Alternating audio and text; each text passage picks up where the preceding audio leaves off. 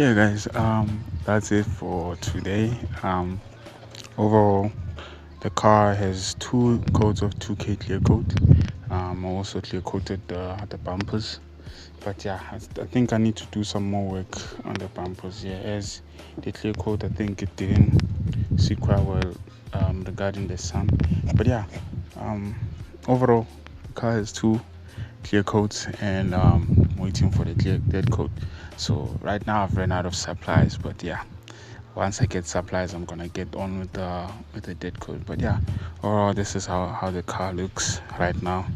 The clear coat came out immaculate. Nah, I mean came out smoothly. So yeah, guys, keep on tuning. Liking, subscribing. You know, hit that subscribe button, guys. The like button also. It helps a lot. But yeah, it helps to motivate me.